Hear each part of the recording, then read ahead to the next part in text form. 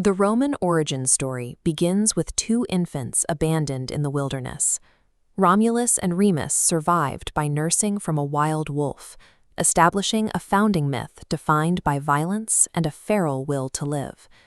When the city began to take shape, it operated as an open asylum.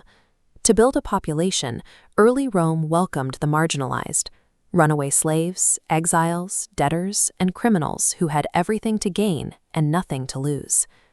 The defining historical trauma arrived in 390 BC.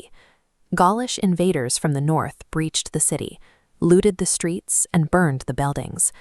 The Gauls only agreed to leave after the Romans handed over a massive ransom in gold. This humiliation hardwired a new operating system into the Roman psyche. They concluded that diplomacy was a liability, and that the only way to guarantee the city's safety was to ensure no neighbor remained strong enough to threaten it. Driven by this survival instinct, the Roman Republic began pushing outward. They flattened local Latin tribes, absorbed Greek colonies to the south, and kept expanding their borders to build a heavily armed buffer zone around their capital. Eventually, this expansion collided with Carthage, a wealthy naval superpower across the Mediterranean. Rome responded by reverse engineering Carthaginian ships to build their own fleet. Over 3 wars, the Romans defeated their rivals, enslaved the surviving population, and erased the city from the map. Taking new territories provided an influx of looted wealth and enslaved labor, which the Roman economy now required just to function. War was no longer a tool of defense, it was a necessary economic engine. By destroying their only real geopolitical rival, the Romans unleashed a military juggernaut. But this apparatus of war was so vast and so profitable that it began creating internal pressures the Republic could not manage. Julius Caesar became the physical embodiment of this era of limitless expansion. Leading a relatively small army into Gaul, Caesar spent years dismantling tribes, conquering modern-day France, and pushing all the way into Britain. He extracted staggering personal wealth from these campaigns and forged an army that answered directly to him rather than the state. The Roman Senate watched Caesar collect political titles and realized he held more leverage than the law. Terrified that he was transitioning into a permanent king, a group of senators stabbed him to death in a desperate attempt to restore their republic. The assassination backfired. The public, who benefited from Caesar's grain subsidies and tax cuts, revolted against the Senate. Instead of order, the assassination ignited a continental civil war. The republic was witnessing a structural collapse.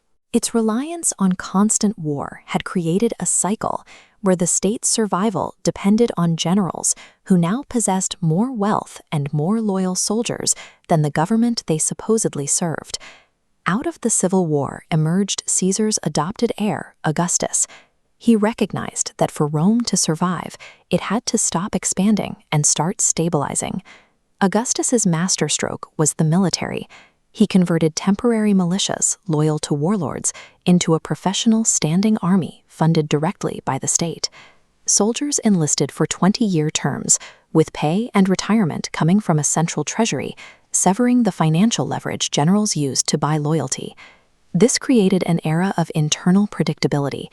Rome shifted its focus from hunting for new territory to hardening its perimeter, building deep networks of permanent forts along the Rhine and Danube rivers.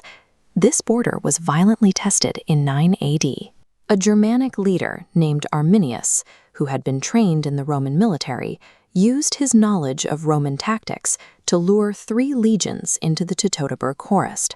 He slaughtered 20,000 career soldiers in the mud. Rome shifted into a permanent defensive posture.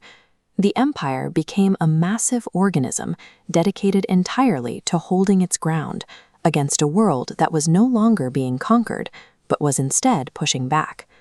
The sheer scale of the empire eventually hollowed out its administration. The Praetorian Guard, originally created to protect the ruler, realized they held the actual leverage. They began assassinating emperors and auctioning the title to the highest bidder. Emperor Constantine acknowledged that the Roman Empire had finally become too sprawling to manage from a single Italian city. He moved the primary seat of power to the east, establishing a new capital in Constantinople. While the leadership moved east, the western borders broke. The Huns exploded out of the Eurasian steppe, driving tens of thousands of Gothic refugees toward Roman territory to ask for asylum. Corrupt Roman officials exploited and starved these refugees instead of integrating them. This broke Rome's ancient mechanism of cultural assimilation, turning the Goths into an armed rebellion inside the empire's own borders. The internal collapse left the city of Rome vulnerable. Displaced groups like the Visigoths and the Vandals swept through Italy, breaching the walls and looting the capital, as the Western administration watched, powerless to stop them. The final death of the Western Empire in 476 AD was an anticlimax. There was no heroic last stand.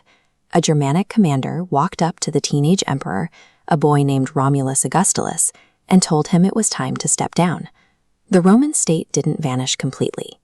The eastern half, the Byzantine Empire, used its wealth and defenses to survive for another 1,000 years, maintaining the laws and titles of Rome until the mid-15th century. Even after the borders dissolved, Rome left behind a bureaucratic ghost. Its legal codes, its enduring infrastructure, and its cultural influence remained in place to govern the development of the modern world. The history of Rome remains a masterclass in the limits of human ambition.